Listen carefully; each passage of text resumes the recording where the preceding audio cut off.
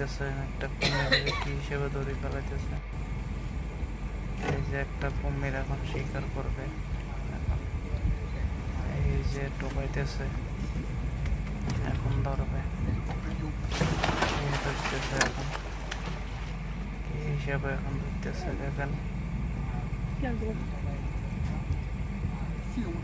পানের ভিতরে এখন পানের ভিতরে এখন পানের ভিতরে ধরতেছে দেখেন। এই যে দেখেন দড়ি ফেলাইব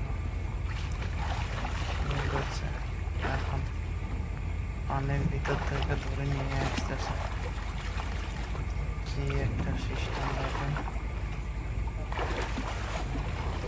এই যে দড়ি মাছ উঠতেছে এখন, কুমিরের এই মাছের থেকে কি হিসেবে টার্গেট করে দড়ি ফেলাইতেছে।